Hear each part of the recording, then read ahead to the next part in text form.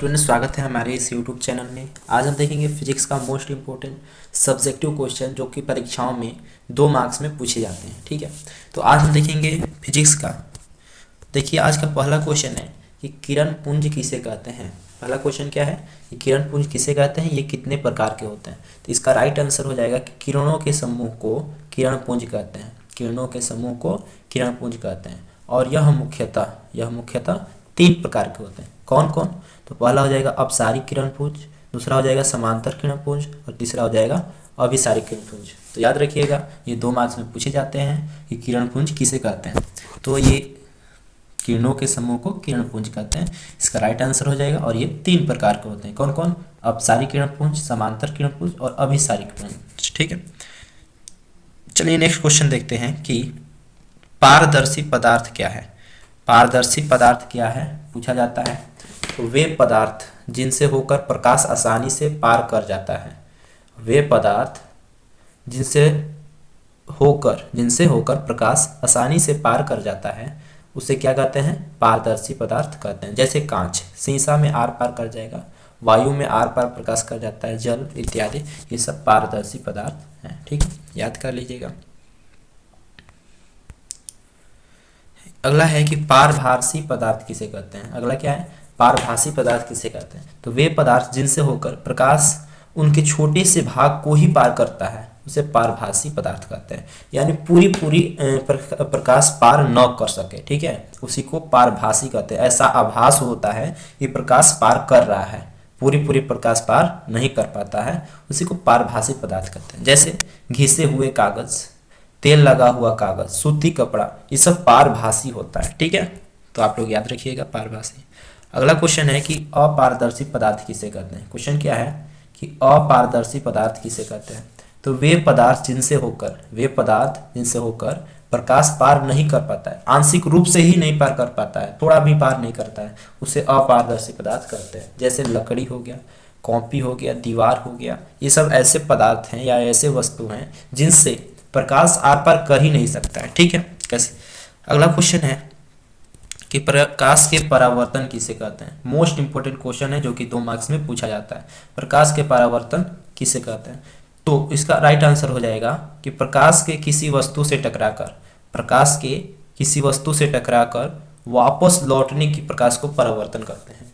कोई भी आ रहा है, ठीक है, प्रकाश, और इससे टकरा गया, ये वस्तु से टकरा गया और इसी वापस माध्यम में चला गया, इसी को क्या कहते हैं? प्रकाश का परावर्तन कहते हैं। क्या कहते हैं? प्रकाश के परावर्तन कहते हैं। ठीक है, अगला क्वेश्चन है कि प्रकाश के परावर्तन के कितने नियम हैं। प्रकाश के परावर्तन के कितने नियम हैं, ये क्वेश्चन पूछा जाता है हमारे क्वेश्चन में। ठीक है, तो इसका राइट आंसर हो जाएगा कि प्रकाश के परावर्तन के 2 नियम हैं। ऑब्जेक्टिव में ये भी पूछा जाता है कि प्रकाश के परावर्तन के कितने नियम हैं, तो आंसर 2 होता है कि 2 नियम होते हैं। ठीक है, और कौन कौन होते हैं वो सब्जेक्टिव 2 मार्क्स में पूछा जाता है। तो पहला है कि आपतन कोण परावर्तन कोण के बराबर होता है, यानी जो इंसिडेंट रे होता है वो रिफ्लेक्शन रे के बराबर होता है, यानी आपतन कोण बराबर होता है परावर्तन कोण के। ये पहला नियम है, परावर्तन के पहला नियम है। दूसरा नियम क्या है कि आपतित किरण, परावर्तित किरण और आपतन बिंदु पर खींचे गए अभिलंब, आपतित किरण, परावर्तित किरण एवं आपतन बिंदु पर खींचे गए अभिलंब, तीनों एक ही समतल पर या सतह पर होते हैं। कहने का क्या अर्थ है कि मान लीजिए कोई एक सतह है, तो ये जो आपतित किरण है यानी जो आ रही है, और ये जो परावर्तित किरण है जो जा रही है, और ये जो है अभिलंब, ये तीनों क्या होते हैं? एक ही समतल पे होते हैं, यानी एक ही समतल पे होते हैं। यही दूसरा नियम है। अगला क्वेश्चन है कि प्रतिबिंब किसे कहते हैं। अगला क्वेश्चन क्या है कि प्रतिबिंब किसे कहते हैं। तो हमारा उत्तर हो जाएगा यह कितने प्रकार के होते हैं। तो राइट आंसर हो जाएगा कि किसी बिंदु स्रोत से आती प्रकाश की किरणें, किसी बिंदु स्रोत से आती प्रकाश की किरणें दर्पण से परावर्तन के बाद जिस बिंदु पर मिलती है या जिस बिंदु से आती हुई प्रतीत होती है, उसे उस बिंदु स्रोत का प्रतिबिंब कहते हैं। समझ में आया? जैसे दर्पण से, जैसे आपको समझा रहे हैं डिटेल में, जैसे कि मान लीजिए कोई एक अवतल दर्पण है, ठीक है, तो ये प्रकाश का परावर्तन जो ये जा रहा है, प्रकाश का किरण, ये परावर्तन के बाद, किसके बाद जी? परावर्तन के बाद जिस बिंदु पर ये जाती हुई प्रतीत होती है ना, तो मान लीजिए यहाँ पर इसका प्रतिबिंब बन रहा है, यहाँ पर वस्तु है, यहाँ पर इसका प्रतिबिंब बन रहा है, तो ये जो होगा इसी को प्रतिबिंब कहते हैं। ठीक है। हाँ, अगला क्वेश्चन है कि प्रतिबिंब कितने प्रकार के होते हैं। यहाँ पर इसी में पूछा गया था कि यह कितने प्रकार के होते हैं। तो आपको बता दें कि प्रतिबिंब दो प्रकार के होते हैं, वास्तविक प्रतिबिंब और आभासी प्रतिबिंब। आभासी को ही काल्पनिक कहते हैं। ठीक है, आभासी प्रतिबिंब और काल्पनिक प्रतिबिंब। चलिए अगला क्वेश्चन आता है हम लोग के सामने कि, और बहुत ही इंपॉर्टेंट क्वेश्चन है कि समतल दर्पण द्वारा प्रतिबिंब। क्वेश्चन क्या आ रहा है कि समतल दर्पण द्वारा बना प्रतिबिंब की विशेषताओं को लिखें। तो हमारा राइट आंसर हो जाएगा कि समतल दर्पण द्वारा बने प्रतिबिंब की विशेषताएं निम्नलिखित या नीचे लिखे गए हैं। पहला इसकी विशेषता क्या है जी कि प्रतिबिंब दर्पण से पीछे बनता है। यानी मान लीजिए समतल दर्पण है तो कोई भी इसका बिंब होगा इसका दर्पण से पीछे बनेगा। कहाँ बनेगा? पीछे बनेगा। दूसरा है कि प्रतिबिंब का आकार वस्तु के आकार के बराबर है। यानी मान लीजिए इसका आकार इतना है तो इसका आकार ही इतना ही होगा, जितना बड़ा ये है उतना ही बड़ा इसका प्रतिबिंब भी बनेगा। ठीक है। तीसरा इसका गुण है कि प्रतिबिंब का पार्श्व परिवर्तन उल्टा होता है। मान लीजिए इधर आप आर इस तरह लिखे हैं तो इधर बनेगा इस तरह, यानी पार्श्व परिवर्तन होता है, इसी को पार्श्व परिवर्तन कहते हैं।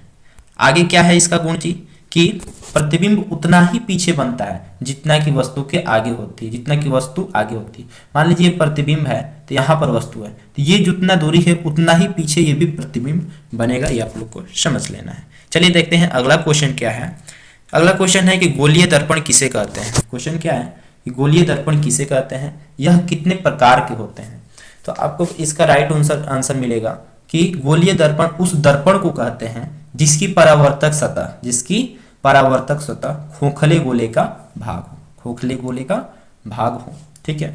यह मुख्यतः दो प्रकार के होते हैं। पहला हो गया उत्तल दर्पण और दूसरा हो गया अवतल दर्पण। ठीक है, मोस्ट इंपोर्टेंट। अवतल दर्पण का क्या होता है कि मान लीजिए ये उत्तल हो गया, ये उत्तल दर्पण का बता रहे हैं, तो उत्तल दर्पण में ये अंदर से कलाई किया गया रहेगा। क्या किया गया है? अंदर से। और ये परावर्तक सतह है, ये परावर्तक सतह है। ठीक है। और अवतल दर्पण में क्या होता है जी, तो अवतल दर्पण भी मान लीजिए यही है अवतल दर्पण और इधर से कलाई किया रहेगा। ठीक है। और जो धंसा हुआ भाग रहेगा वही परावर्तक सतह होता है। तो आशा कर रहे हैं आप लोग समझ रहे होंगे आसानी से ये सब क्वेश्चन। चलिए अगला क्वेश्चन आता है कि अवतल दर्पण किसे कहते हैं। अवतल दर्पण किसे कहते हैं तथा इसके उपयोगों को लिखें। तो आपको बता दें कि गोलीय दर्पण के बाहरी सतह को रंजित कर, गोलीय दर्पण को, मान लीजिए गोलीय दर्पण है तो बाहरी सतह को रंजित कर यानी पेंट कर क्या किया जाता है कि अवतल दर्पण बनाया जाता है। इसका मुख्यतः दाढ़ी बनाने में, टॉर्च में, वाहनों के हेडलाइटों में, सर्च लाइटों में, डॉक्टरों द्वारा नाक, रोगी के नाक, कान, गले की जांच करने तथा सौर भट्टी में प्रयोग किया जाता है। ठीक है। और ये ऐसा होता है। और आगे क्वेश्चन है हमारा कि उत्तल दर्पण किसे कहते हैं। उत्तल दर्पण किसे कहते हैं, उसे उपयोग को लिखो। ठीक है। अगर इसका उत्तर हो जाएगा गोलीय दर्पण के भीतरी सतह को, गोलीय दर्पण के भीतरी सतह को रजतित कर उत्तल दर्पण बनाया जाता है। यानी मान लीजिए ये दर्पण हो गया तो इसके अंदर के सतह को पेंट कर दिया जाएगा, तो ये हो गया परावर्तक सतह, तो इसी को कहते हैं उत्तल दर्पण। इसका उपयोग वाहनों के पश्च दर्पण के रूप में किया जाता है। पश्च दर्पण का मतलब होता है साइड मिरर के रूप में। क्या मतलब हो गया? साइड मिरर के रूप में। अगला है कि उत्तल दर्पण और अवतल दर्पण में अंतर लिखें। तो आप लोग क्या कीजिएगा कि इसका एक मान लीजिए इस तरफ कॉलम बनाएंगे। ठीक है। कैसे कॉलम बनाएंगे? इसमें लिखेंगे उत्तल, इसमें क्या लिखेंगे? उत्तल, और यहाँ पर लिखेंगे अवतल। ठीक है, अवतल, और इस तरह कर देंगे। और यहाँ पर लिखेंगे पहला, यहाँ पर भी पहला। उत्तल दर्पण में लिख देना है कि यह इसका परावर्तक सतह उभरा हुआ रहता है। ठीक है, परावर्तक सतह उभरा हुआ रहता है। और इसका परावर्तक सतह क्या होता है जी कि धंसा हुआ रहता है। इसका परावर्तक सतह धंसा हुआ रहता है। ऐसे 2 नंबर पे डालकर लिख दीजिएगा कि उत्तल दर्पण का प्रतिबिंब हमेशा छोटा बनता है, अवतल दर्पण का प्रतिबिंब कभी छोटा और कभी बड़ा बनता है। ऐसे 2-4 डिफिनेशन इस तरह कॉलम बना के लिख देना है इधर और इधर। तो कैसा लगा ये वीडियो कमेंट सेक्शन में जरूर बताएं। अगर वीडियो अच्छा लगा हो तो लाइक करें, चैनल पे नए हैं तो चैनल को सब्सक्राइब करें, और कहीं भी अगर त्रुटि हुई है वीडियो में तो कमेंट सेक्शन में हमें जरूर बताएं। तब तक के मिलेंगे नेक्स्ट क्वेश्चन में ऐसे ही इंपॉर्टेंट क्वेश्चन के साथ, सब्जेक्टिव हो या ऑब्जेक्टिव के साथ। तब तक के लिए धन्यवाद। जय हिंद, जय भारत।